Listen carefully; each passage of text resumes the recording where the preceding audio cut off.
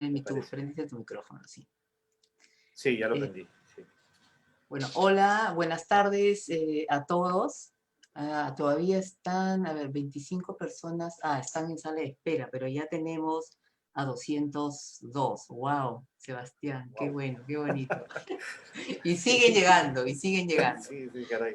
Hola, Hola, buenas tardes hola, a todos. hola, Van ¿qué tal? saludando. Hola Catherine Susana Salazar, y Shirley saludos a Álvarez, todos. Ana Pinedo. Si no voy a ir mencionando todo porque si no se nos pueden ser las 7 y todavía no hemos terminado de saludar a todos. Exacto, exacto. Hoy mi ¿Qué es eso? perro, mi perro, pero bueno, perdón, un ratito. ¿Cómo? ¿Alejo?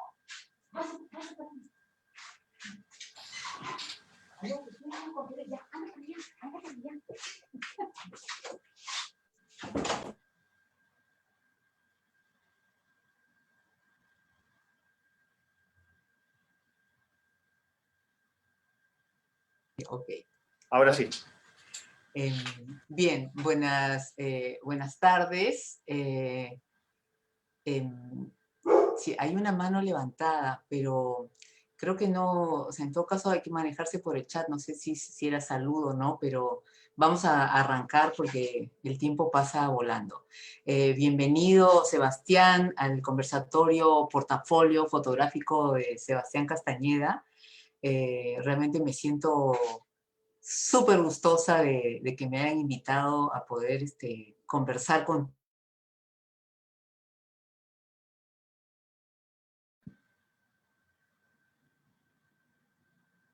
Se fue mi audio.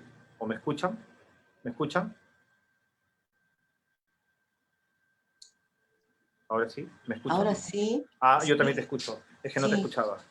Pero hay alguien que nos está silenciando, entonces no sé si ya me escucharon mi saludo, Yo creo que pero, sí, yo lo escuché, ajá, pero ya. se cortó en un momento, ya no escuché más. Sí, ¿No? Pero automáticamente se está silenciando, entonces hay que chequear si es que se vuelve a sí, silenciar. sí.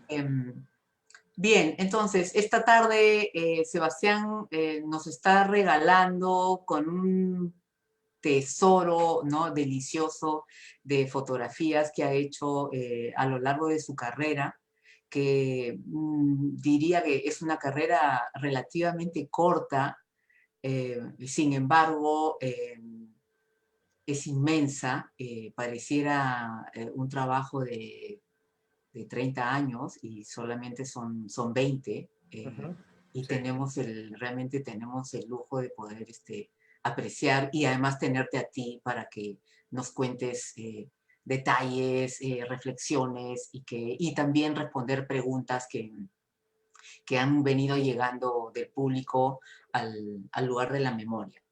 Em, Quiero entonces arrancar haciéndote una pequeña presentación. Enviaste tu bio Bueno, al. buenas noches a todos.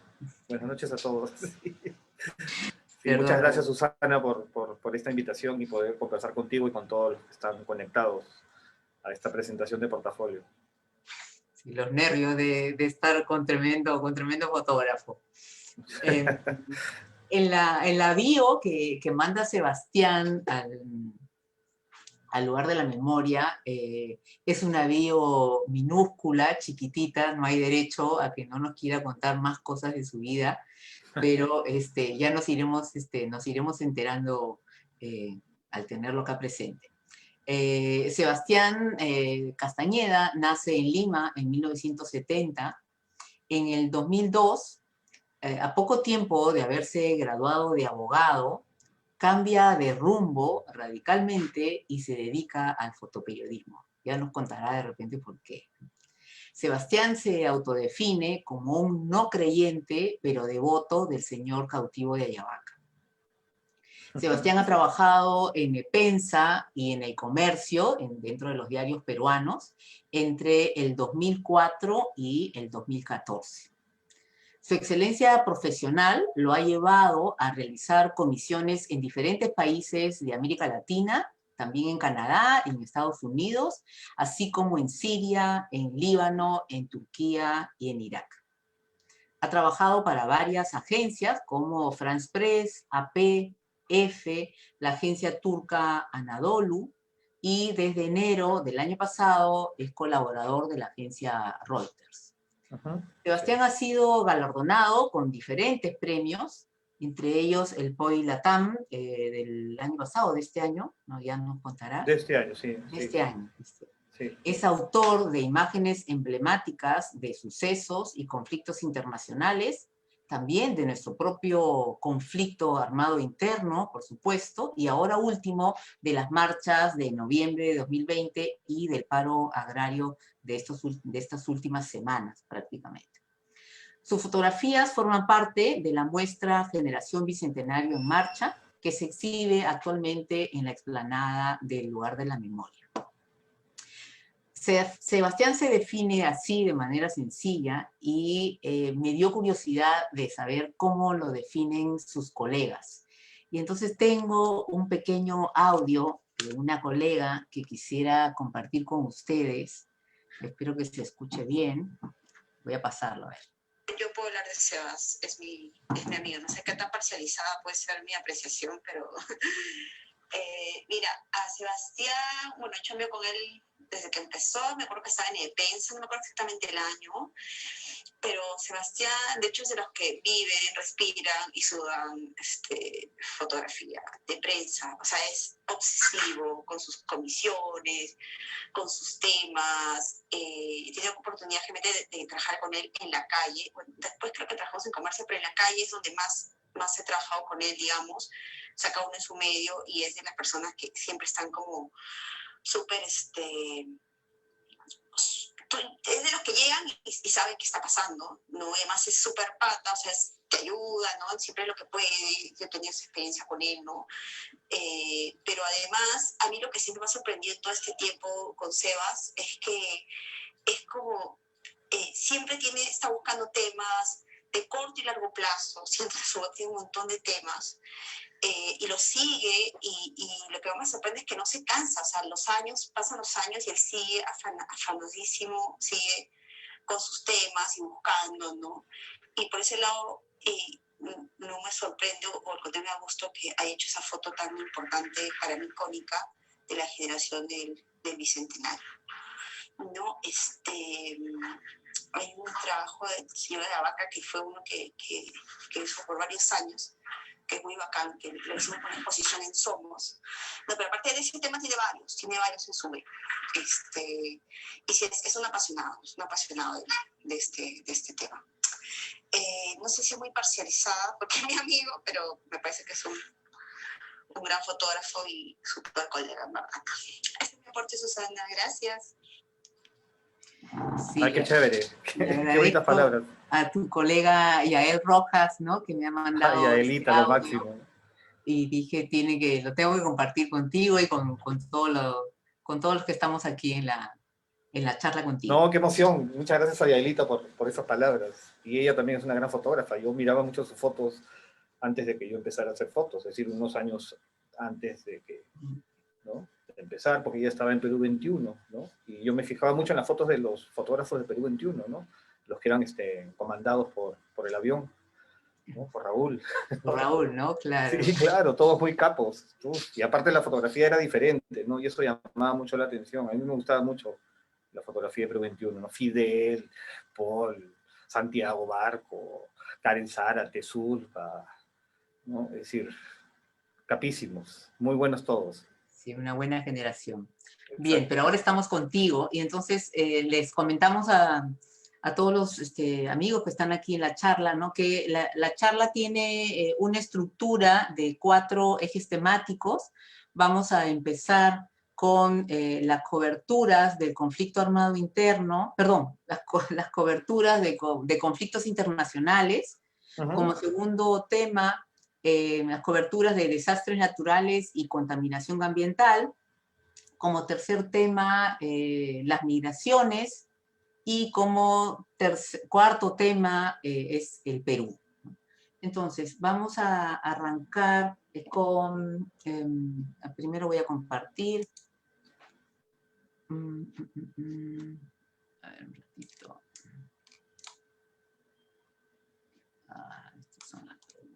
ahora sí. Me olvidé de mencionar a Martín Paucar también en el Perú 21. ¿Están viendo mi pantalla? Ajá. Voy a... Sí. Pero, a ver... Ahora sí. Ahí está, ahora sí está en pantalla completa. Pero a ver, espérate. ¿Sigue en pantalla completa? Sí, ¿no? Está en pantalla completa, sí. Sí. Ya. Ok. Entonces, estamos con el tema de coberturas de conflictos internacionales. Te planteo algunas preguntas motivadoras y después te dejo hablar unos 10 minutos para luego ir pasando a otros temas. Perfecto.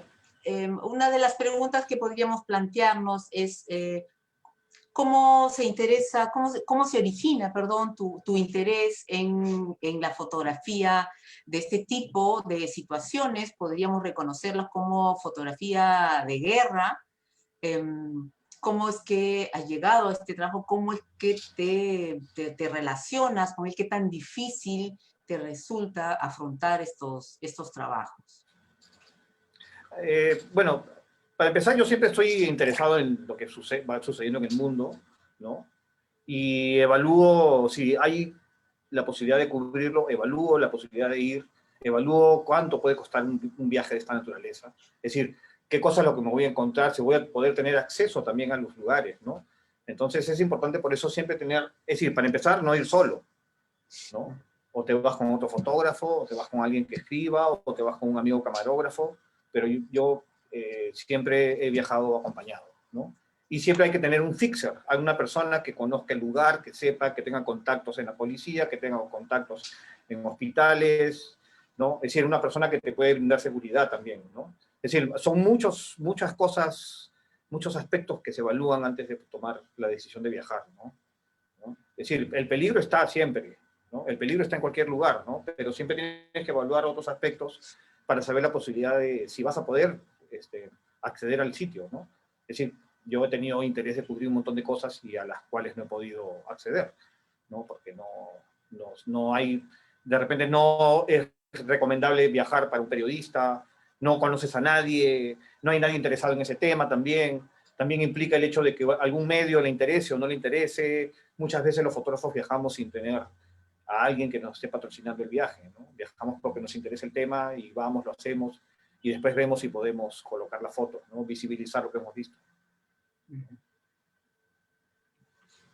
Esto, por ejemplo, esto es Siria. Ah, bueno, ahora esta foto que está ahorita es Níger, ¿no? Pero las ¿Quieres que fotos regrese anteriores fueron alguna de Siria? ¿Quieres comentar algo? Sí, la gente quiere saber, tal vez la gente quiere saber un poco de alguna de las fotografías, ¿no? Esto es en Siria, esto fue en Raqqa.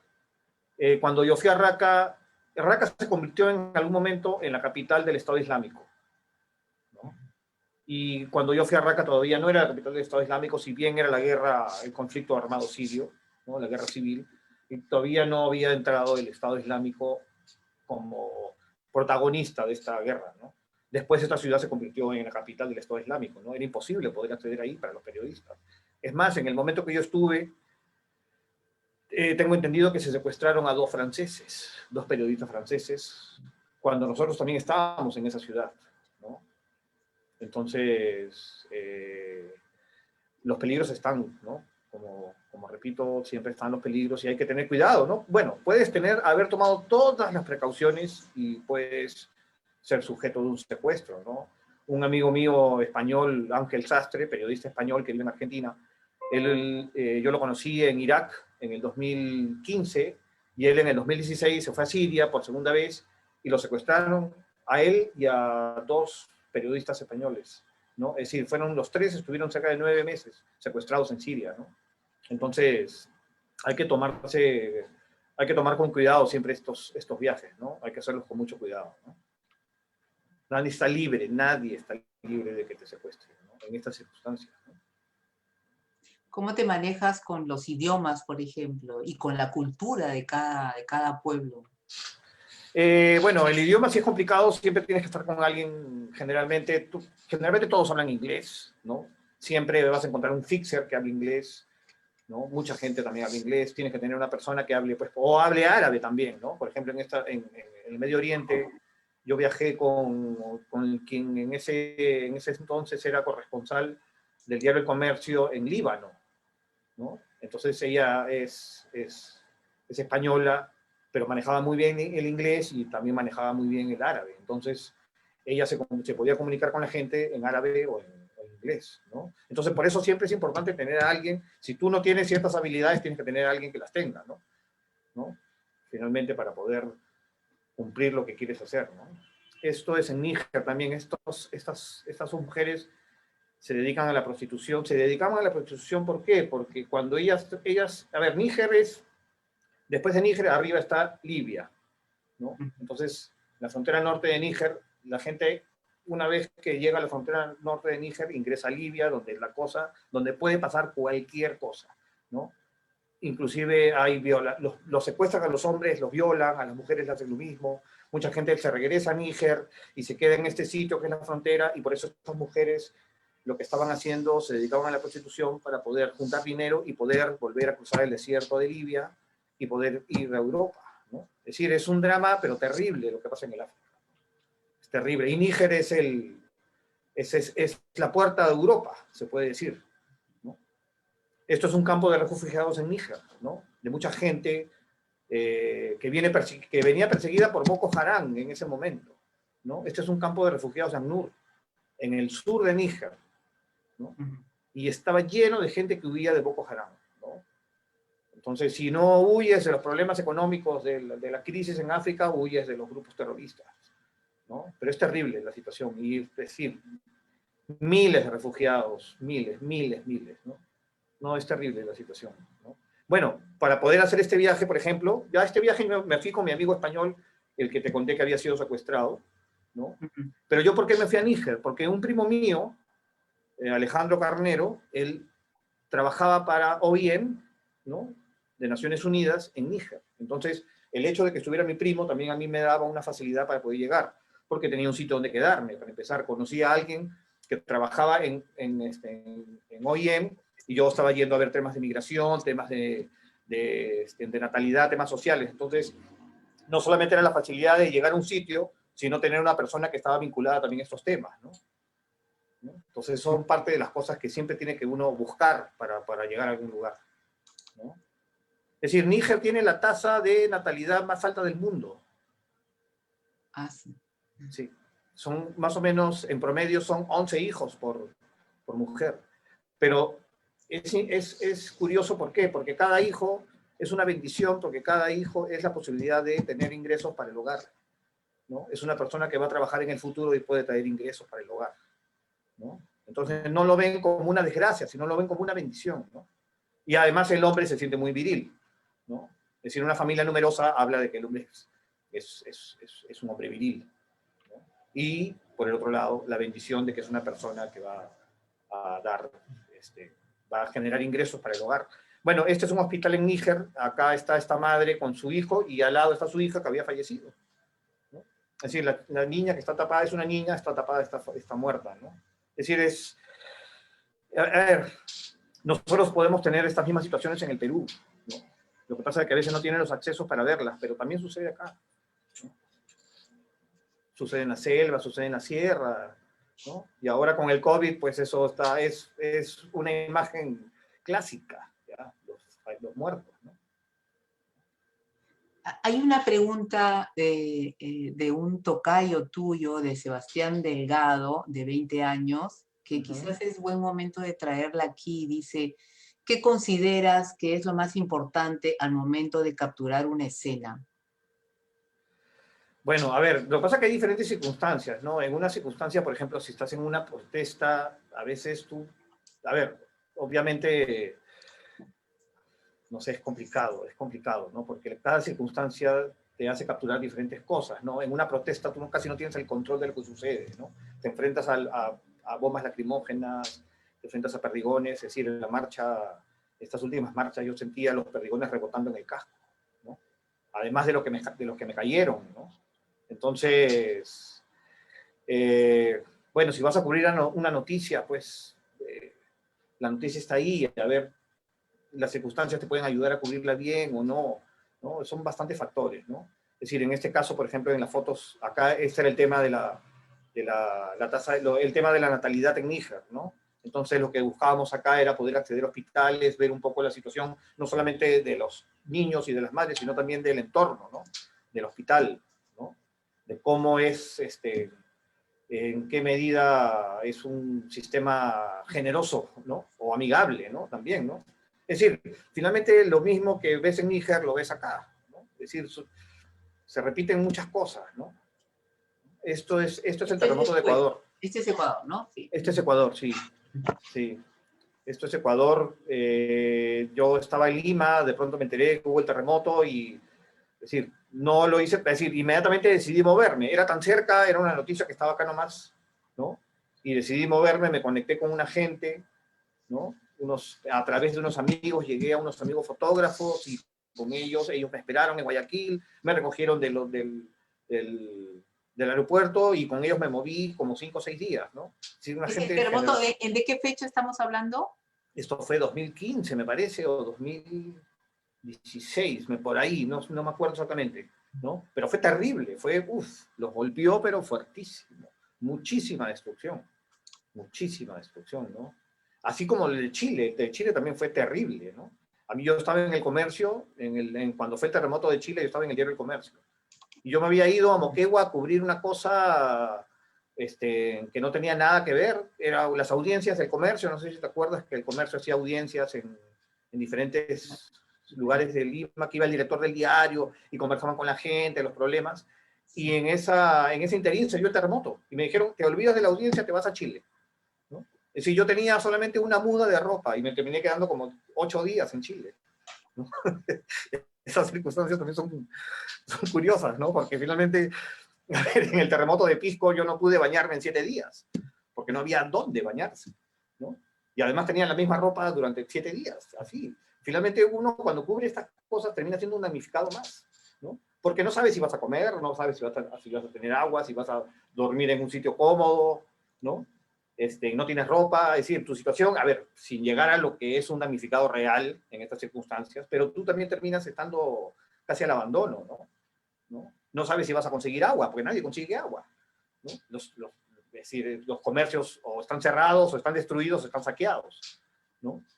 Entonces son situaciones bastante complicadas, ¿no? Pero sí, tuve la suerte de que pude moverme bien, ¿no? Sí, lamentable, ¿no? Lamentable. Me encontré con amigos también. Cuando yo he llegado allá estaba Rodrigo ABD, estaban amigos fotógrafos ecuatorianos, fotógrafos españoles. Entonces siempre es importante también, ¿no? Encontrarte con gente, ¿no? Porque finalmente te proteges, todos se protegen entre todos, pues, ¿no? Si a ti te falta una botella de agua, pues tus compañeros te la van a dar, pues, ¿no? Entonces yo creo que es importante siempre encontrarte con colegas, ¿no? En las coberturas, ¿no? Esto también es Ecuador, ¿no? ¿Podrías Pues, diferenciar los riesgos que se corren en cubrir desastres naturales de los riesgos que se corren, por ejemplo, en conflictos armados? sí, a ver, mira, el riesgo en un desastre natural es que vuelva a suceder el desastre natural cuando estás en el lugar, ¿no? Eso ya ha pasado, ¿no? Es decir, en los terremotos siempre se dan las réplicas, ¿no? Entonces, y finalmente si tú estás en una construcción, tomando fotos en una construcción que puede colapsar, ¿no? A veces uno se arriesga de más, ¿no? Es decir, lo hemos hecho todos, ¿no? Entonces corre ese riesgo de que si hay una réplica se caiga, o sin haber una réplica, si las estructuras están débiles se puede caer, ¿no? Por ejemplo, cubrí la erupción del volcán de fuego en Guatemala en el 2018 y que estando con varios fotógrafos cubriendo en el lugar, el volcán volvía a emitir erupciones, a emitir humo y entonces tenías que salir del lugar, pues porque podía bajar el gas, podía bajar hasta donde estabas, ¿no? Y había muerto mucha gente. Entonces esos son los riesgos. En un conflicto armado, bueno, a ver, ahí el conflicto armado, pues el riesgo es es decir, no sabes, por lo menos en el conflicto armado sabes quién es el enemigo, sabes que el enemigo está acá, el otro está acá, ¿no? Pero pues te puede caer una bala. ¿Cuántos periodistas han muerto en conflicto, ¿no? Es decir, yo nunca he llegado a estar en una situación de conflicto real con enfrentamiento armado real, ¿no? Es decir, en Siria no pudimos llegar, en Irak también los kurdos prohibieron llegar a la zona de guerra, ¿no? Ya era el Estado Islámico el enemigo en ese momento, ¿no? Entonces nunca pudimos acceder. Llegamos a estar muy cerca, pero no nos permitieron. Ellos son finalmente los que te dan la luz verde si quieres estar en una zona de fuego abierto, ¿no? Pero sí, el peligro en un conflicto pues es que te secuestren, ¿no? Que te caiga no sé, pues una granada, una bala. Y en el caso de este trabajo que es sobre minería ilegal, también es otra manera de trabajar y de acercarse al tema, supongo, ¿no? Sí, bueno, esto es una cosa dramática, lo que pasa en la selva, ¿no? Es decir, a ver, es como todo lo que sucede, pues es la necesidad de la gente, ¿no? Y que choca contra pues, los intereses ambientales, ¿no? Del medio ambiente, ¿no? Pero ¿cómo lidias entre esta parte, esta necesidad de la gente? Obviamente mucha gente que está en esos lugares debe manejar mucho dinero, pero hay otros que no, que son simplemente operarios, ¿no? Entonces es complicado, ¿no? Pero es bastante destructiva la minería ilegal, ¿no? Y finalmente, es decir, este oro ilegal lo compra también en países como Suiza, como Estados Unidos, ¿no? Porque yo me acuerdo, he ido muchísimas veces a Madre de Dios, he estado muchas veces en La Pampa, he cubierto enfrentamientos operativos en La Pampa, he cubierto también, me acuerdo cuando estaba en el comercio, los mineros ilegales hicieron un paro y tomaron la ciudad, ¿no? Murieron 3 personas en los enfrentamientos, ¿no? Entonces es una situación bien complicada, pero finalmente también, como te digo, yo he ido varias veces y la última vez que fui por un medio suizo, ¿no? ¿Por qué? Porque había empresas suizas que compraban el oro, ¿no? Empresas formales suizas, ¿no? Que compraban el oro ilegal, ¿no? Entonces, hay mucho más intereses en esto que la Amazonía que se destruye, ¿no? Hay intereses poderosos que hacen casi imposible que esto se elimine, ¿no? Y lamentablemente, pues, se sigue destruyendo la selva, ¿no?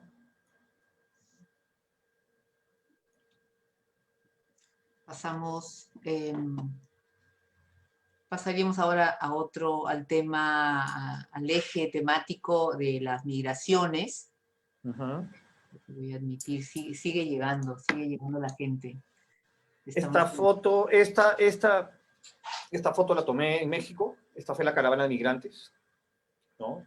Yo, a ver, justo yo estaba cubriendo el éxodo venezolano, ¿no? Entonces, estaba yo en Tumbes porque me acuerdo que el 31 de octubre de ese año era el último día que los venezolanos podían ingresar al Perú y tramitar un PTP, ¿no? Entonces, la caravana de migrantes empezó en El Salvador, ¿no? Honduras. Pero yo la agarré en el DF, ¿no? A mitad de camino. Es decir, ellos ya habían avanzado la mitad de México, ¿no? Había muchos fotógrafos que lo seguían desde el inicio o desde que entraron a México. Yo la caravana la agarré a la mitad, ¿no? Y yo la seguí hasta Tijuana, ¿no? Y se daban estas imágenes, era una cosa increíble la cantidad de personas que se movían con esta caravana, ¿no? Así miles y miles de personas que se subían así en los camiones que llevan fierros, en estas plataformas. Hay una foto que pasaste hace un ratito donde se ven todos sentados en una plataforma. Nosotros los fotógrafos estamos ahí sentados con ellos, es decir, nosotros también, es decir, en esa situación yo estoy sentado ahí. Más adelante está otro fotógrafo, está Rodrigo Abedé. Por acá a otro lado está un fotógrafo ruso, amigo de nosotros, que también viajó con nosotros, ¿no? Entonces lo que hacíamos era subirnos a estos camiones, avanzar con ellos y, bueno, correr los mismos riesgos que corrían ellos. Si el camión se voltea, nos caemos todos, ¿no? Y mira cómo va la gente va sentada al borde, ¿no? Es bastante dramática la situación, ¿no? Y sí, la motivación de ellos es alucinante. Ellos caminan y caminan y caminan y tratan de llegar y son incansables, ¿no? Es admirable, ¿no? Es admirable. Qué pena que tengan que recurrir a esto para poder sobrevivir, ¿no? Escapan, pues, de la violencia de Centroamérica, escapan de la falta de posibilidades, ¿no? Entonces, es terrible, ¿no? Por ejemplo, este es un camión de ganado, ¿no? Y la gente lo que hacía era subirse al camión de ganado y estar en la parte de arriba. Me acuerdo que en un momento salió el chofer, les dijo, no se suban a la parte de arriba porque es débil y se va a fondear el techo. Entonces todos se bajaron y se comenzaron a meter. Por eso hay una foto de dos niñas que están, ¿no? Una de las primeras fotos de la caravana son dos niñas que están dentro del camión, ¿no? Esta, ¿no? Es una situación pues terrible, ¿no? Con el ganado también. No había ganado, ¿no? No había ganado, ¿no? Pero si hubiera habido espacio y se podían subir, se subían, ¿no? Ellos querían avanzar, ¿no? Claro. Ellos querían avanzar. No, es terrible, es dramática la situación.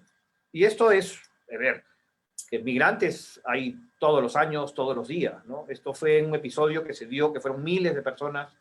Lo que pasa es que era más fácil para ellos, a ver, atravesar México es muy peligroso, ¿no?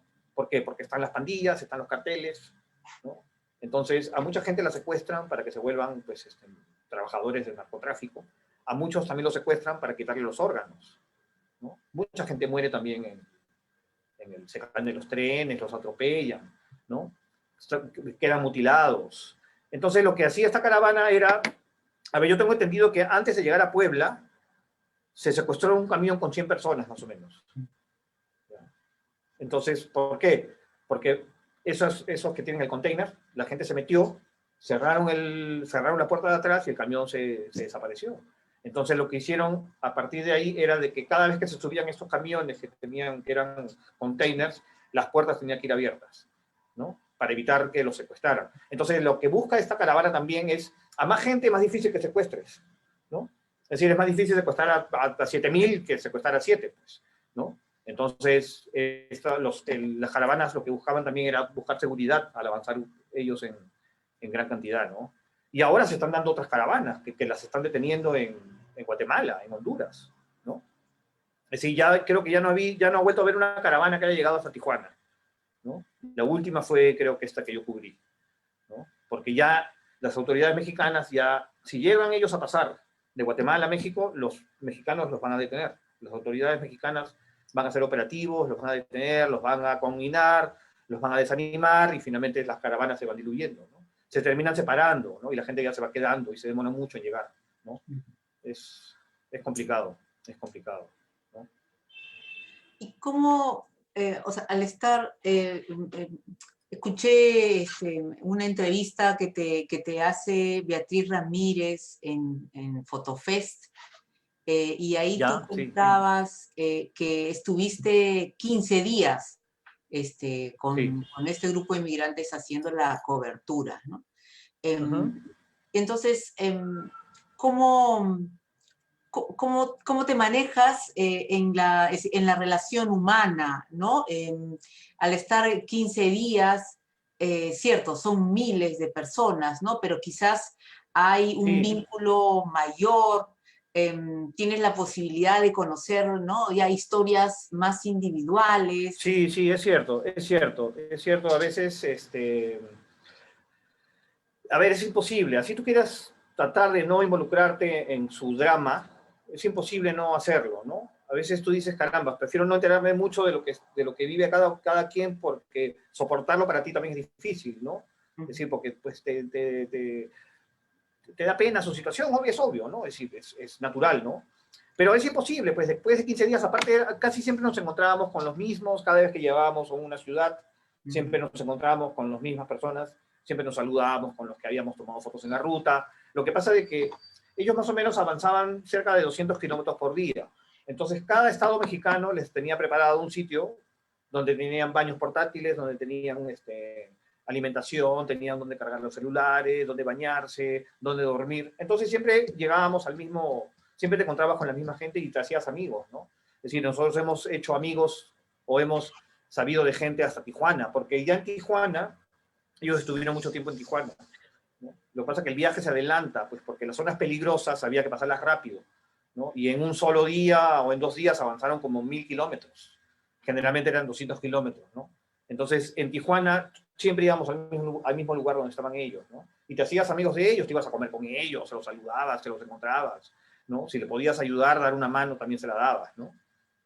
Pero sí, te involucras bastante con la gente, ¿no? Es decir, yo, por ejemplo, cuando hice el éxodo venezolano, yo a veces hablo con la gente con la que vino con nosotros en el bus, ¿no?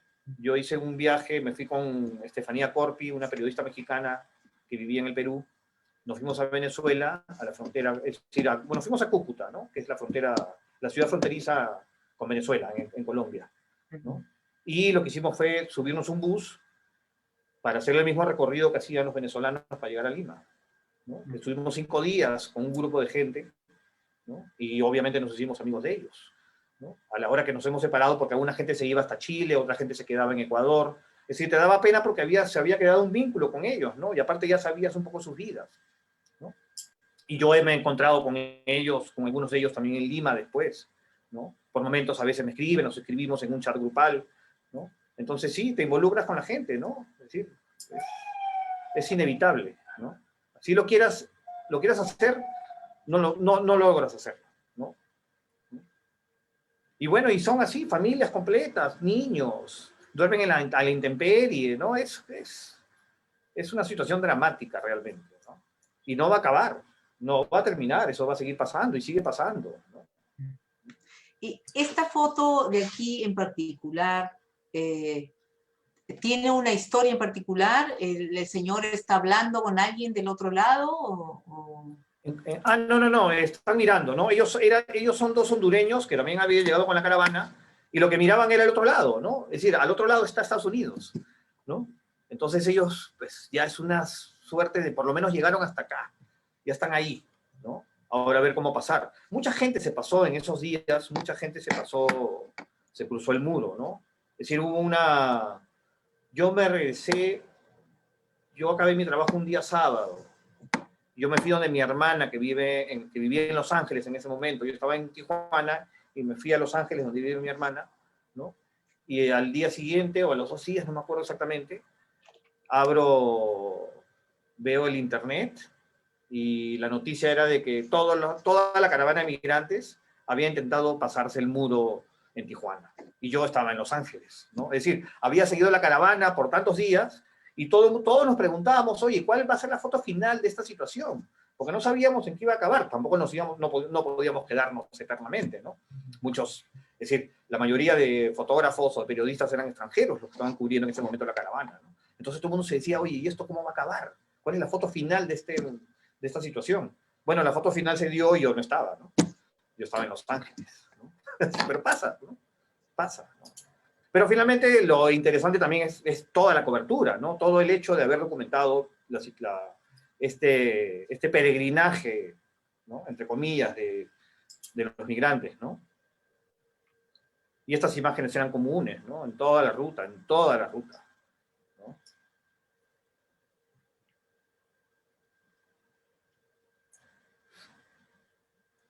Así estaban en cada sitio, cada vez que salían de una ciudad era así, ¿no? Aglomerados en torno a los camiones, a los buses, a ver quién los llevaba, cuál los dejaba subirse, algunos los llevaban 20 kilómetros, otros los llevaban 200 kilómetros, todo dependía de la buena voluntad del chofer del camión, ¿no? En un momento ya la policía comenzó a parar los camiones que que estaban vacíos, y les pedían por favor que llevaran a la gente, ¿no? Es decir, ya se involucró también la policía, ¿no? Mexicana, ¿no? Bueno, este es un camión de chanchos. Este es un camión de chanchos y la gente se subió ahí. Lo vieron pasar, lo pararon y se subieron y fue, pero ves ahí hay no sé cuántas personas ahora, pero está repleto de gente, ¿no? Es decir, si ves la necesidad de llegar al destino pero... Uf, ¿no? Esta imagen me hace acordar, ¿no? Algunas de las imágenes de los campos de concentración. Exactamente. A mí también me hizo remitir a esa situación, ¿no? Es cierto. Yo también pensé lo mismo cuando vi esto, ¿no? Es cierto. Y en este trabajo te involucraste también con la muerte. Recuerdo que, a ver, lo que pasaba es que había mucha gente que se accidentaba, que se caía de los camiones, ¿no? Y me acuerdo que ya en las afueras de Tijuana, recuerdo que se comentó de que había sido atropellado un chico de la caravana había sido atropellado antes de llegar a Tijuana, ¿no? Entonces sí, es una cosa, es algo común, ¿no? Aparte, bueno, esta gente no tiene ni siquiera un seguro, si les pasa algo, una emergencia en la ruta, ¿no? Es de terror, pobre gente, pobre gente. Esto es este viaje que te comentaba del éxodo venezolano, ¿no? Esta es la frontera entre Colombia y Venezuela, ¿no? Ahí empezamos nosotros nuestro viaje y lo terminamos en Lima con ellos, ¿no? Después de 5 días, ¿no? Si quisimos acercarnos un poco al drama venezolano, ¿no? Es decir, mucha gente no le entiende, mucha gente no le gusta que haya venezolanos acá en el Perú, ¿no? Es decir, obviamente, pues se entiende que pues, por los que cometen delitos, ¿no? Pero la mayoría de gente viene por una necesidad. Yo te aseguro que ninguno de ellos quisiera estar en el Perú. Todo el mundo, todos quisieran estar en su país, ¿no? Pero tienen esa necesidad, pues, ¿no? Esa necesidad inmensa de poder seguir viviendo, ¿no? Esto es de todos los días cruza gente de Venezuela a Colombia, ¿no? Algunos van, pueden hacer algo de plata, de repente compran cosas y se regresan, pero muchos de los que están en estas filas han terminado en el Perú. La mayoría, es decir, el que más migrantes venezolanos tiene es Colombia, porque es el país vecino, pero el segundo país con más migrantes es Perú. Entonces muchos de ellos están ahorita en el país, ¿no? Y espero que sus sueños en alguna medida se hayan podido cumplir, que hayan podido, es decir, esa desesperación que sintieron en algún momento ya no la tengan tanto, ¿no? Es decir, en todo caso, pues, extrañarán su país, ¿no? Pero por lo menos que el hecho, que les haya funcionado haber venido al Perú, ¿no? Porque mira cómo, así viajan, ¿no? En el piso. Y pueden ser 5 días, hay gente que viene caminando. Así como los de la caravana de migrantes, mucha gente ha venido caminando desde Venezuela, ¿no?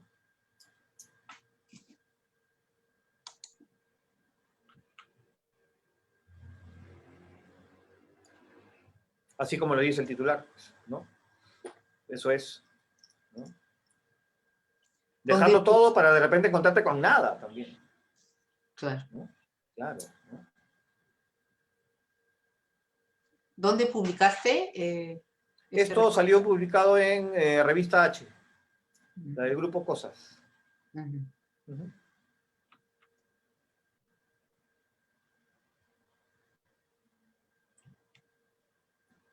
En este portafolio que estamos mostrando, manejas por lo menos la postproducción, ya nos dirás si es así, ¿no? También en blanco y negro, ¿no? ¿Eso es a pedido de algún cliente? No, en realidad es mi elección, ¿no? Finalmente, es decir, a ver, por ejemplo, con Reuters, yo no puedo hacer ningún tipo de retoque a las fotos. Máximo, de repente, cortar un poquito la foto, ¿no? Recuadrarla un poquito, pero no le puedo hacer ningún retoque. Eso es una regla de la agencia y no se puede hacer. Pero con otros medios puedes hacer lo mismo. Le puedes ofrecer tu trabajo en blanco y negro, en color, ¿no? Es decir, a mí muchas veces yo también ensayo, veo, ¿no? Cómo funciona mejor esta foto, cómo se ve mejor. Es decir, yo creo que lo hacen todos los fotógrafos, ¿no? Hay situaciones que se prestan para el blanco y negro y otras situaciones que no se prestan para el blanco y negro. Finalmente, también es cómo se comunica la noticia, ¿no? Y del medio, ¿no? Obviamente, el medio también depende, ¿no? Me gusta tu respuesta, ¿no? Dices, hay situaciones. O sea, el tema, ¿vas por el tema, por situaciones gráficas o por un gusto personal? Es gusto personal, también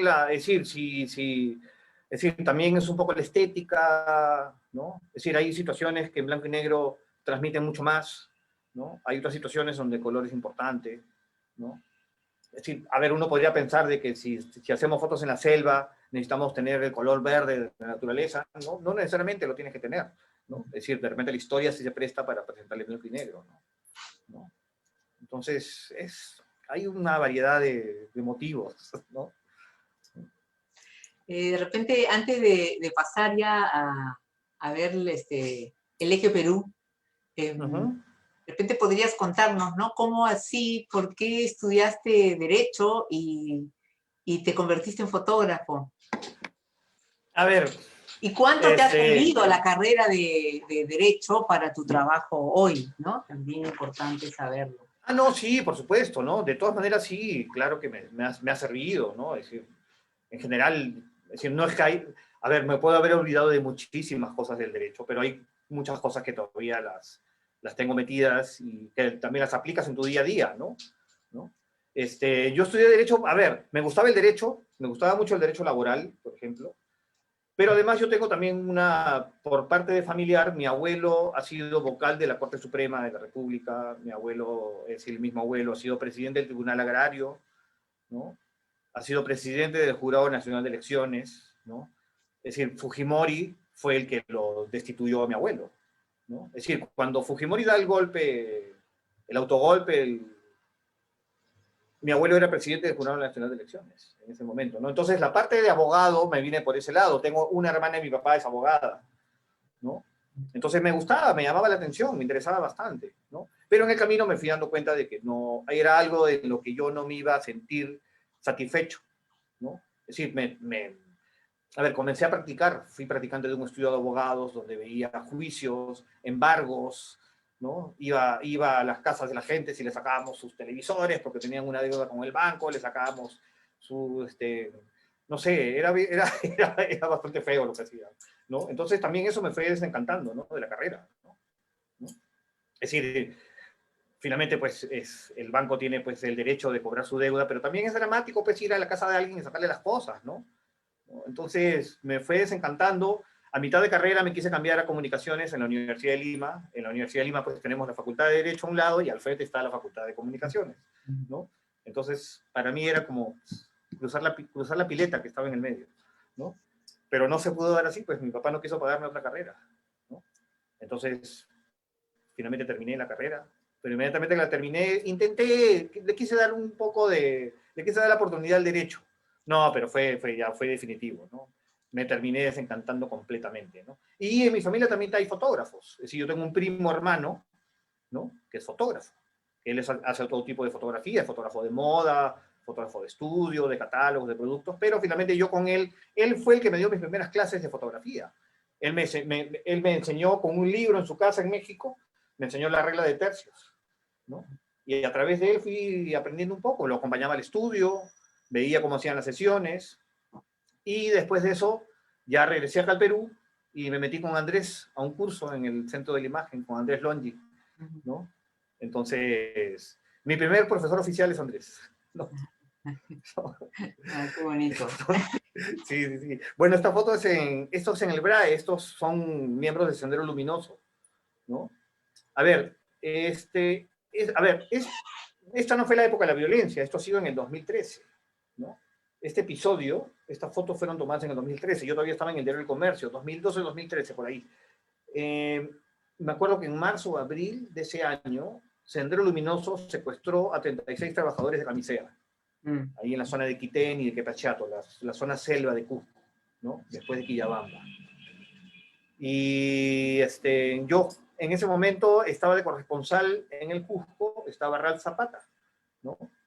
Que ahora que trabaja para Ojo Público, pero fue muchos años corresponsal del diario en el Cusco.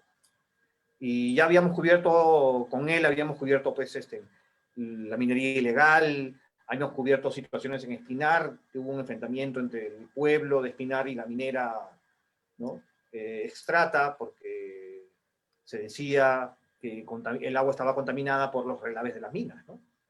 Entonces ya con Ralph habíamos cubierto bastantes cosas, bastantes movidas, ¿no? Y finalmente coincidimos y nos fuimos a cubrir esto, ¿no?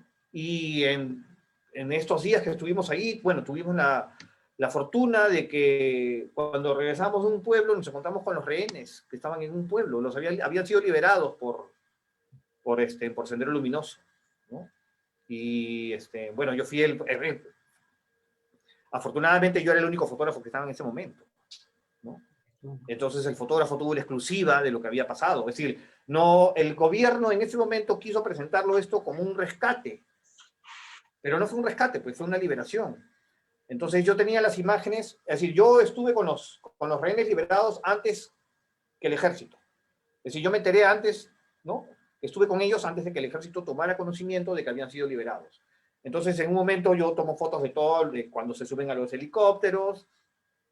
En un momento el piloto del helicóptero me invita a subirme a uno de los helicópteros, yo me subo al helicóptero, entonces tengo fotos dentro del helicóptero, tengo fotos del otro helicóptero abajo, Entonces, todas estas situaciones las tenía, y cuando llego a la base, los militares se preguntan, ¿y este civil quién es? ¿No? Y entonces me botan de la base, ¿no? Y después se dieron cuenta de que yo tenía todas las fotos de todo lo que había pasado. Entonces yo le estaba quemando la película, pues, porque ya no podían decir ellos que había sido un rescate, ¿no?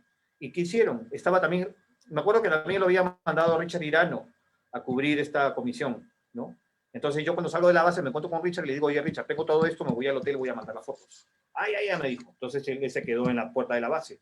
Y al rato me llama y me dice, oye, te están yendo a buscar 6 militares y te van a ir a quitar las fotos, ¿no? Te están yendo a buscar al hotel, ¿no? Es decir, lo que quería el gobierno era quitarme material para que no hubiera fotos de antes, ¿no? Solamente fotos del fotógrafo del comando conjunto o del ejército que estaba ahí de esta situación, ¿no? Y me tuve que escapar a Quillabamba. Me fui escondido en la camioneta del diario, bajo las maletas, bajo los sleepings, para que no me vieran. Yo ya había tomado la precaución de darle a Richard las tarjetas con las fotos, ¿no? Entonces, yo lo que iba a hacer es irme a Quillabamba 4 horas y tratar de enviarle material de ahí, pero ya Richard tenía el material y si podía enviarlo antes que yo, lo mandaba. Y finalmente eso fue lo que pasó. Cuando yo llegué a Quillabamba, ya Richard había enviado las fotos, ¿no? Es decir, lo que hicimos fue cubrir el producto, pues el material que teníamos, ¿no? Y así, y el ejército nos quería quitar las imágenes, ¿no? Y finalmente creo que gracias a esta situación se fueron 2 ministros, ¿no? Pero sí, así fue, y a los días siguientes seguimos quedándonos en Quiteni. ¿Por qué? Porque no sé si te acuerdas de que los senderistas derribaron un helicóptero donde murió una capitana de la policía, ¿ya? Entonces, nosotros en algún momento quisimos llegar al helicóptero. Entonces conocimos a un comunero y preguntamos y él nos dijo, el helicóptero está en mi parcela. Ah, caramba, dijimos, entonces podemos ir mañana contigo a tu parcela a tomar fotos del helicóptero. Sí, por supuesto. Al día siguiente se unió la República y se unió Panamericana, es decir, Panorama, con Iván Luyo, ¿no? Yeah. Entonces, mientras íbamos caminando, estábamos en la selva, ya habíamos estado en esa zona días antes, ¿no? Pero en este momento ya teníamos una certeza de que el helicóptero estaba en tal lugar.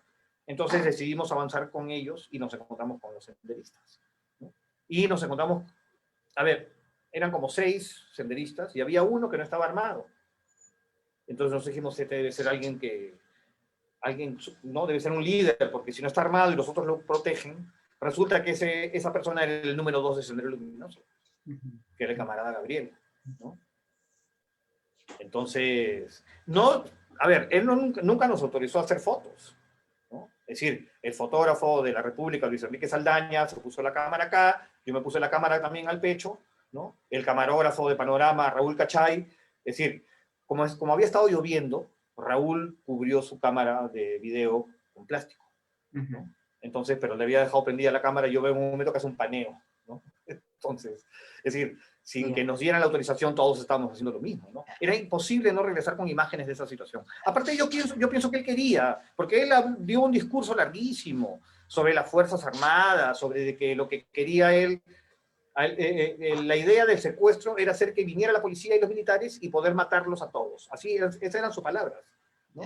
Es decir, el secuestro fue para eso, para que vinieran más militares, más policías y nosotros poder matar a casi todos. Así era su discurso, ¿no? Hablaba de que los bombardeos de los helicópteros eran como caca de gaviota, porque estas eran sus palabras, ¿no? Para nosotros son caca de gaviota esos bombardeos, ¿no? Menospreciaba muchísimo a las Fuerzas Armadas, ¿no? Y a la policía, ¿no? No, sí. A ver, en un momento nosotros no sabíamos... Pero tenemos dos tesoros que todavía no hemos Ok, mostrado. Sí. Perdón, me emociono y hablo de más. Está bien. A ver, ya estamos en el 2020 ya. Sí, ya estamos en el 2020. Noviembre 2020. No, sí, esta situación fue increíble, ¿no? A ver, no sé si... Generalmente hay varias preguntas aquí. A ver. Te voy mencionando algunas y vas manejando tú, ¿no? En tu respuesta, algunas de estas respuestas. ¿Qué significó para ti estar presente en las marchas y lograr transmitir el sentimiento de muchos de los asistentes a través de la fotografía? Pregunta Ruth Flores, de 19 años. Hay otra chica que tiene un interés quizás también técnico, ¿no? ¿Qué parámetros utilizó para obtener fotografías bien logradas de la marcha? ¿Qué otras posibilidades ves en la fotografía en torno a la capacidad de evocar, ¿no? En torno a su capacidad para evocar un ejercicio de memoria? Estas fotos que has hecho, o sea, las ibas haciendo pensando también en esta necesidad de reservarlas para la memoria de esta nueva generación. Sinceramente, en ese momento, a ver, las cosas que suceden son tan rápidas, ¿no? Es decir, te estás exponiendo, ¿no? A mí me han caído perdigones, me cayó, la noche del 12 me cayó una lacrimógena en la pierna. Es decir, creo que pasaron imágenes de un periodista de ojo público que le habían roto la pierna. A mí no me llegó a pasar lo mismo, pero sí me cayó en el mismo sitio, me dejó un moretón, me dejó un corte, ¿no? Al día siguiente nos cayeron perdigones en cantidades. Es decir, la policía, sabiendo que éramos prensa, el día 12 nos ha bombardeado, pero conscientemente, ¿no? Es decir, le enseñábamos las cámaras y las credenciales y así todos nos disparaban, ¿no? A ver, obviamente, cuando yo hice esta foto, no jamás me imaginé de que se iba a convertir en una foto emblemática de la marcha, ¿no? A ver, esta se convierte en emblemática porque se va a Merino. Yo creo que si no se hubiera sacado a Merino, ¿no? Yo creo que la trascendencia de la foto no hubiera sido la que tiene en este momento, ¿no? Es decir, es de alguna forma lo que sucede al día siguiente le da la importancia a esta foto, creo yo, ¿no? Es decir, esta foto la declararon la foto del Bicentenario, yo la subí a las 2 de la mañana, ¿no? Así yo llegué a mi casa. Bueno, fue una situación bastante difícil, ¿no? Amigos míos que les han caído perdigones sangrando, ¿no? Es decir, mucha gente, ¿no? Fue una situación bien tensa. Yo recuerdo, a ver, yo estuve mandando fotos desde la cámara en ese momento. Yo mandaba fotos desde el sitio, ¿no? Porque tenía un transmisor, ¿no? En ese momento estaba con los equipos de la agencia, ¿no? Y la cámara me permitía a mí mandar fotos de ese lugar directamente a la oficina, ¿no? O al servidor, ¿no? Entonces era complicado, porque además de que tampoco tenías muy buena señal de internet, porque tanta gente está conectada en ese momento, o por ahí se decía de que habían cortado las señales de internet, para que nadie transmitiera lo que iba sucediendo, ¿no? Entonces era muy complicado enviar fotos, ¿no? En un momento, yo me acuerdo que no sé si fue antes o después de esta foto, pero fue en esa misma ubicación, yo estaba en la berma central de la avenida Bancay, ¿no? Y de suerte agarré señales, ¿no? Es decir, me pude conectar, es decir, mi teléfono se pudo conectar a internet y comencé a mandar las fotos, pero yo estaba con una máscara que estaba empañada, es decir, sudando en la noche y no podía ni siquiera ver si estaba bien el foco, no estaba bien el foco, era bastante difícil. Pero tenía a mi lado un fotógrafo, a Clever, ¿no? Un amigo, y yo le enseñaba y le decía, oye, la ves en foco, él estaba sin máscara, ¿no? Pero tenía los ojos morados de todo el gas que le habían caído los ojos, pero igual y todo, él me decía, sí, esta foto está en foco, mándala, está así, yo no podía ver bien, ¿no? Entonces, la situación pues, fue bastante difícil. Yo mandé una foto parecida a esta, mandé el frame anterior o el anterior, no recuerdo en ese momento. Ya después, cuando llego a mi casa, ya me pongo a mirar mis fotos, no podía dormir, pues venía con demasiada adrenalina, bastante acelerado. Es decir, es más, se transmitía en vivo en Canal N, transmitían en vivo lo que pasaba en la madrugada, ¿no? Aparentemente todo el mundo estaba despierto, nadie podía dormir, todo el mundo quería saber qué iba a pasar después de toda esta situación de la noche del 14, ¿no? Y en esa situación yo subo mi foto tipo 2 de la mañana, ¿no? Me comencé a revisar mi material y me gustó esta foto, ¿no? Y la subí sin ninguna pretensión, es decir, la subí como subo cualquiera de mis fotos al Facebook, ¿no? Me acuerdo que me quedé a las 4 de la mañana, me quedé dormido y a las 6 de la mañana me volví a despertar, no dormí bien. Y cuando vuelvo a conectarme, pues ya había sido declarada la foto del Bicentenario, ¿no? Es decir, en mi cabeza no estuvo, jamás me imaginé lo que iba a suceder con la foto, ¿no? Es decir, ha sido bastante impresionante, ¿no? Bastante abrumador también, ¿no? Porque fue una semana de mensajes, solicitudes de amistad, que querían la foto, que por favor les vendiera el archivo digital. Yo tenía que explicarles que el archivo digital no se puede vender, que además no me pertenecía, que yo hice este trabajo para Reuters. Entonces había que darles una serie de razones porque me pedían, haz público tu archivo. Es decir, tanta gente quería tener esta foto, ¿no? Que bueno, mucha gente no entiende pues lo que es el valor de tu archivo, pues, ¿no? Del archivo digital, ¿no? ¿No? Es como tener el negativo, pues, es decir, no lo puedes soltar así tan simple, ¿no? Aparte las consecuencias pues económicas, porque mucha gente también busca lucrar con las fotos, ¿no? Me acuerdo que alguien me dijo, oye, yo hago polos, ¿puedo poner tu imagen en mis polos? Le dije, pero tú vas a lucrar con tus polos. Claro, claro. Sí, vas a lucrar con... Ha muerto gente, es decir, ha sido una protesta donde ha habido heridos, muertos, es una crisis nacional y las personas querían hacer pues polos, ¿no? Realmente le decían, no, y si quieres el polo, pues le tienes que escribir a la agencia Reuters y pedirle el archivo a ellos, ¿no? Ya la gente de ahí decía, pues no, ya se desanimaba, ¿no? Que han querido hacer tazas, seguro las han hecho. Finalmente esta foto se hizo, ya dejó de ser mi foto, ¿no? Ya era foto de todos, ¿no? En ese momento, ¿no? Y mucha gente, pues, hay un pintor, Jade Rivera, que ha hecho una cosa maravillosa con mi foto, ha hecho una pintura, un óleo, ¿no? Van a hacer, creo, un graffiti en el centro de Lima, ¿no? Es decir, jamás me imaginé que una foto mía podía generar tanto en tanta gente, ¿no?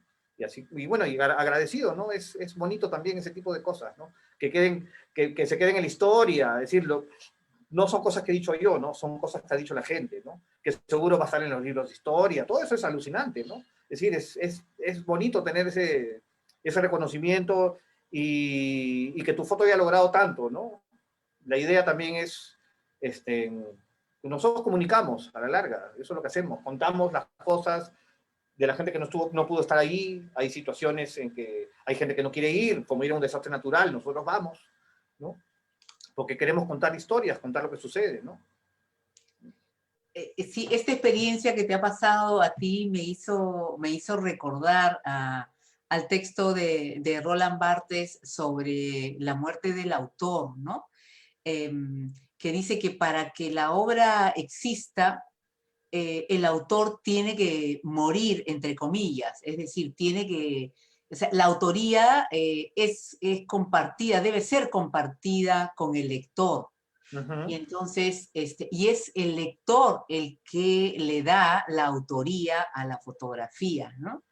Claro, Entonces, los receptores son los que dan el valor, pues, ¿no? es que y me hizo acordar también, hay un poema de José Emilio Pacheco, en relación justamente a esto. Él dice, ¿no? Llamo poesía a ese lugar del encuentro con la experiencia ajena. Y es tu caso, ¿no? El lector, la lectora, harán o no el poema, que tan solo yo he esbozado. No Exactamente. leemos, no leemos a otros, nos leemos en ellos. Mira, qué Es muy chévere, ¿no? bonito eso, sí. Sí, muy Sí. bonito. Y es cierto, es cierto. Finalmente, claro, es decir, yo subo la foto porque me gusta mi foto, ¿no? Me parece un momento bastante importante, interesante, pero la gente es la que le da el valor que ha logrado. Es decir, ya a ver, yo como a las 6 de la mañana veo que Julio Pérez Luna dice, sí, yo también estoy de acuerdo con Renato Cisneros y con Gustavo Rodríguez, que esta es la foto del Bicentenario. Yo decía que están hablando de mi foto, perdón. Y es decir, en esas 2-3 horas, mientras yo dormía, la foto pues cobró una notoriedad para la que no estaba preparado, ¿ah? Soy sincero, no pensé. Claro, y se han hecho comparaciones con imágenes muy famosas, Sí, no solamente fotográficas, sino también pictóricas. sí. Quizás, por un lado, con la foto de Martín Chambi, que si bien no es de un conflicto, sino es de la celebración de la fiesta de las cruces, pero donde también está la bandera peruana levantándose, Exacto. con la famosa foto de Joe Rosenthal, ¿no? De la bandera de Iwo Jima. Y mencionabas tú en la entrevista de Beatriz Ramírez, incluso también la ha comparado con el cuadro de Delacroix, de la libertad, no me acuerdo cómo es el Sí, título. la libertad guiando al pueblo. La de libertad guiando al pueblo. Sí, no, pues, como te digo, para mí eso ha sido, pero alucinante. Es decir, a ver, decir, son cosas que sucedían y yo no podía creerlas, ¿no? Pero sí, pues la gente le dio esa lectura a la foto, ¿no?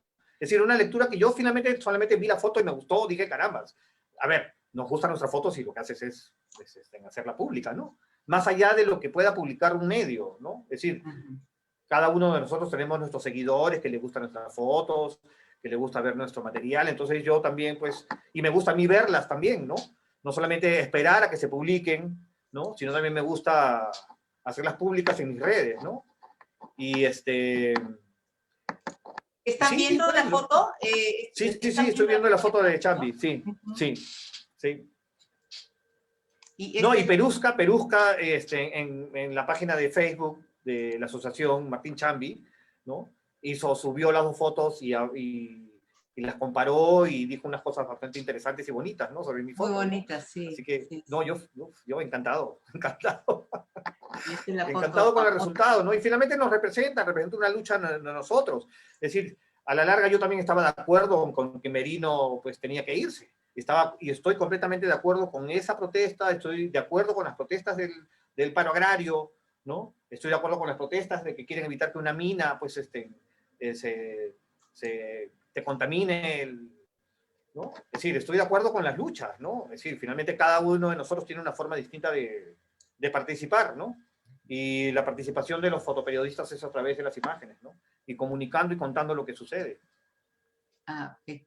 Estoy compartiendo, no, ya no nos queda mucho tiempo, pero quiero sí terminar de mostrar las imágenes, quiero mostrar las imágenes de COVID.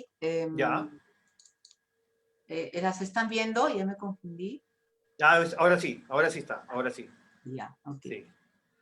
A ver, esta foto para mí me pareció una cosa... A ver, lo más alucinante que yo he visto en esto del COVID bueno, obviamente todo lo que está dentro de la situación de COVID ha sido dramático, terrible, ¿no? Es decir, he acompañado a las funerarias a levantar cuerpos de las casas, ¿no? Acá en Lima, he estado en pabellones COVID, en los hospitales, he estado en los cementerios, he asistido a cremaciones, bueno, me dio COVID también en mayo, ¿no? Felizmente fue asintomático, ¿no? Pero estas situaciones han sido terribles, ¿no? Yo, a ver, como te decía, lo que más me impresionó, una vez apareció un ataúd en el IMSS, que es una foto que está ahí de un ataúd en la calle, ¿no? Es decir, finalmente la funeraria lo dejó en la calle, esto, ¿ves? Mira, un ataúd en la calle, esto es en el IMSS, ¿no? Cerca de la municipalidad. Yo vivo en Jesús María, esto estaba cerquísima. Lo vi por la televisión, lo vi espérate, ¿a quién fue? Al periodista, a Fernando Llanos de América Televisión, ¿no? Estaba saliendo en vivo, dije, no, inmediatamente me voy. Estaba tan cerca que me fui. Y sí, tenía un cuerpo adentro que había aparentemente fallecido por COVID. Y lo habían dejado en la calle, ¿por qué? Porque aparentemente los familiares no le habían pagado a la funeraria lo que tenían que pagarle, y la funeraria no se le ocurrió otra cosa que dejarlo en la calle, el ataúd. Así, ¿no? Y después, bueno, a los meses me voy a Pucallpa, esto es en Pucallpa, ¿no? Cuando ya se podía viajar, yo tenía pendiente ir a la selva, ¿no? Como también lo tengo pendiente ahora, ¿no? Es decir, es uno de los planes que tengo, volver a Pucallpa, ir a Iquitos, ¿no? Me gustaría ir a Manaos, aunque está un poco complicado en Manaos. Entonces me fui a Pucallpa para hacer una cobertura sobre el Comando Matico, principalmente. Este grupo ¿no? de nativos chipivos que formaron este comando para ayudar a la gente a curarla, ¿no? Y lo curan pues con matico, con quión, con eucalipto. Yo me fui principalmente para ver el tema de la utilización de la medicina natural para curar el COVID, ¿no? Pero dentro de todo esto, pues, estaba lo que pasaba en la ciudad, no solamente el comando Matico, ¿no? Estaba, pues, seguían habiendo fallecidos. En un momento yo me contacté con el equipo de recojo de cadáveres de Pucallpa, ¿ya? Con el señor Héctor Nolasco, ¿no? Que me abrió las puertas, me permitió acompañarlo, ¿no? Él me contaba de que en la época, en el momento más terrible de la pandemia en Pucallpa, él se recogía 60 cadáveres por día. Sí, 60. Cuando yo fui, estábamos más o menos en 15, que también es dramático. La gente moría en las puertas de los hospitales en Pucallpa, en los mototaxis. Es decir, se velaban cuerpos en la calle, ¿no? La situación era bien, bien fea, bien fuerte, ¿no? Y yo, pues, en estas oportunidades, a ver, yo había acompañado a una funeraria acá en Lima, a recojo de cadáveres, pero era otra situación diferente, los metían en estas bolsas negras, los cargaban y los metían a una van, ¿no? Acá no, acá el cuerpo tenían estos rollos de plástico, los envolvían en plástico y después los terminaban de asegurar con cinta scotch. Entonces una cosa que la veías y decías, carambas, ¿no? Y tuve la oportunidad de ver tres veces esta misma situación, ¿no? Y bueno, capté esta imagen que a mí me impresionó mucho con la palabra Dios en la pared, ¿no? Con la palabra Pero Dios, parece de que más... No, te iba a decir, ¿no? Con la palabra Dios en la pared, pero con las otras paredes al costado, por con un los lado, corazones los y cosas así, corazoncitos, sí, ¿no? sí, Mm. exactamente. A mí esta foto me impresionaba más, pero aparentemente la otra foto, la de la cocina, ¿no? Esa parece que a la gente le ha golpeado más, le ha llamado mucho más la atención, como dijeron en el juzgamiento del concurso del Pollo Latam, es decir, mezclado los elementos cotidianos con este bulto que representa la muerte, es la muerte en sí, ¿no? Pero te habla de cómo ha sido la pandemia en Latinoamérica también, ¿no? Porque este tipo de situaciones pues se han repetido en todo el continente, ¿no? En Brasil, ¿no? Brasil que está golpeadísimo, ¿no? En México también que está ahorita golpeadísimo, ¿no? Es decir, Perú, Brasil, México pues han sido creo que los más golpeados, ¿no? Y esta imagen para mí sí es una cosa, es decir, es la misma situación. El señor, a ver, este señor le da COVID y al enterarse que le da COVID, el señor se suicida. Así fue la historia, ¿no? Es decir, el señor era una persona que le gustaba salir a la calle y cuando le dieron la noticia que tenía COVID, se suicida el señor, ¿no? Terrible. Entonces, cuando yo he llegado a esta casa, el señor todavía estaba con la pita en el cuello, todavía estaba el cadáver en el patio, ¿no? Entonces, lo que han hecho lo han trasladado a la cocina, ahí lo han envuelto y lo han forrado con scotch, ¿no? Sí, pero así, pero con una crudeza, bueno, ellos ya pues ya tenían ya habían hecho lo mismo, ¿no? Es decir, a ver, si te digo que eran 60 cadáveres por día, pues imagínate la cantidad de veces que han hecho esto, ¿no? Entonces ya para ellos era una cosa, ¿cómo se llama? Mecánica, ¿no? Pero a mí me dejó impresionado, ¿no? Y tener la imagen de la cocina, las ollas, el balón de gas, ¿no?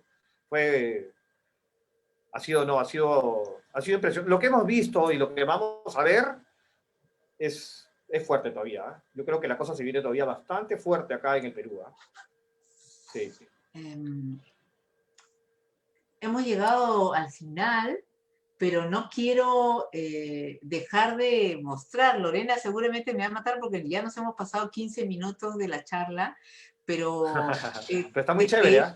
te he presentado como devoto del señor cautivo de Ayabaca y entonces no puedo dejar de mostrar, aunque sea algunitas imágenes, para que la gente que no conoce tu trabajo del señor cautivo de Ayabaca pueda verlo porque es impresionante también. Entonces, ¿te parece si tomamos unos 3 o 4 minutos y voy pasando y tú vas comentando?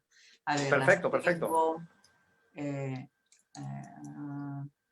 Están viendo. El primero es, el primerito. El primero. Porque no las hemos visto, no las hemos visto. A ver, aquí cómo es. Ahora sí, ¿no? Sí, no, para mí esto, a ver, a mí me impresiona, es admirable esta gente, estas personas, los peregrinos del señor cautivo de Ayabaca, el esfuerzo que hacen solamente para poder llegar y verlo, ¿no? En el santuario del señor cautivo de Ayabaca. Es decir, hay gente que camina 6 meses. Yo me he encontrado en junio, bajando de Arequipa, manejando por la Panamericana Norte, por la Panamericana Sur, perdón, a la altura de Camaná, me he encontrado con gente que estaba caminando en junio para llegar en octubre a Ayabaca. Es decir, son 6 meses. 6 meses caminando. Y varias veces me he encontrado con ellos. ¿Ah? A veces te los encuentras, si estás más cerca a octubre, te los encuentras más al norte, ¿no? Pero es admirable porque ellos no les importa si se arrastran por el piso, el peso de la cruz, lo que tengan que caminar, ¿no? Y son, pues, hermandades, además, ¿no? Es admirable. Yo los admiro y los respeto muchísimo a todos estos peregrinos, ¿no? Por el esfuerzo que hacen para cumplir su fe, para darse por satisfechos en su fe, ¿no? Porque según ellos es bastante milagroso, ¿no? Y bueno, yo le tengo bastante respeto a todos ellos y además también al señor cautivo, ¿no? Porque finalmente me dio muchas satisfacciones. Lo he podido exponer en el extranjero, lo he podido exponer acá, me han dado premios por estas fotos, lo he publicado mucho, ¿no? Entonces para mí es el trabajo que más cariño le tengo, ¿no? Y ahí Porque no puedo... solamente me interesan los conflictos, ¿no? Ni las cosas terribles, ¿no? También me interesa, pues, la parte cultural. Nuestro patrimonio inmaterial es importantísimo, ¿no? El señor de Coyurriti, lo del, en el mismo Señor de los Milagros, las ceremonias de ayahuasca, ¿no? Todo eso es valiosísimo, ¿no? Y también es parte de lo que tenemos que mostrar y contar, ¿no? Justamente a propósito de eso, podríamos retomar una de las preguntas, ¿no? Dice, ¿cuáles son los espacios de difusión posible que pueden existir? Porque, o sea, la difusión de este trabajo, de esta manifestación cultural, también nos habla de memoria, ¿no? Y entonces, o sea, ¿cuáles son los espacios que tú puedes manejar, aparte de la exposición en una revista o la difusión en redes o en concursos? ¿Qué posibilidades les ves tú a difundir estos trabajos? Bueno, sí, finalmente yo creo que lo más importante a la hora de la hora es un medio, ¿no? Pero no siempre se puede, pues no todos los medios están interesados, ¿no? Y bueno, las exposiciones, ¿no? Es decir, finalmente todo lo que tú me has dicho son los espacios que existen para poder difundirlo, ¿no? Es decir, las redes, ¿no? Este, bueno, la gente las comparte también, las imágenes. Muchos devotos también han conocido mi foto, ¿no? Cuando vas también te reconocen, ¿no? Yo he ido a Yavaca 5 veces, ¿no? Y a veces te encuentras con peregrinos que ya les has hecho fotos y te Eso te iba a reconocen, te saludan. Eso te iba a preguntar, ¿no? ¿Tú has tenido la posibilidad de mostrar en Ayabaca tu trabajo? No, no, es que la logística es inmensa. Para poder llegar a hacer eso, la logística es inmensa, aparte del costo, ¿no? A ver, si tuviera alguien que me financiara una exposición, yo encantadísimo y feliz de que todos los que van a Yavaca vean mis fotos, ¿no? Pero la logística es bastante grande, ¿no? Acuérdate que Luis Choi hizo el Coyuriti y llegó a subir las fotos, ¿no? Admirable, admirable Choi, caray, qué pena. Pero sí, no. A ver, finalmente, si hay alguien interesado en financiarme en una exposición allá, yo feliz de poder hacerlo. Me encantaría la idea, ¿no? De que todo el mundo se vea, y es más, yendo a lo que hablábamos en antes, la gente se ve reflejada ahí, pues, ¿no? No, si así no están en la foto, ven reflejada su devoción a través de otros, ¿no? Que están en la foto, ¿no? Y se identifican, y aparte también les debe resultar chévere de que venga alguien y documente su pasión más grande, ¿no? Que no solamente es de ellos, también es de todos, ¿no? Y no solamente, yo no soy el único fotógrafo que ha ido, ¿no? Ha ido Ernesto Benavides, también ha hecho fotos en Ayahuasca, de ¿no? Mayu Moana, ¿no? Mayu, ¿no? Mayu también tiene un trabajo. Sí, también, yo me acuerdo, sí, claro, claro. Sí, hay bastante gente que ha ido, ¿no? Así que, nada, yo feliz de poder mostrar todo lo que puede hacer, ¿no? A veces es difícil, uno a veces no tiene el capital para hacerlo, ¿no? Pero las ganas siempre están. Bueno, hemos llegado al final y más, son las 8:20. Vamos Pero ha estado muy chévere, muchísimas gracias. vamos a dar por terminado, a menos que Lorena, no sé si no, pero me dijo sí que diera por terminado, ¿no? Porque ella está desde el Facebook Live, ¿no? Bueno, Sí. muchísimas gracias, Sebastián. Estoy absolutamente segura. Ay, hay 99, pero no sé si son saludos. Sí, son saludos, son saludos. Bueno, estoy segura que estoy hablando en nombre de las 265 personas que hay en este momento Increíble. y que no están aquí, pero que en el Facebook también debe haber otro tanto, ¿no? Sí, no, Ya, yo fui, qué chévere. Muchas gracias a todos los que se han conectado. Qué emoción. Nunca había hablado delante de tanta gente. bueno, un aplauso con todas las manitos que puedan poner. Muchas gracias.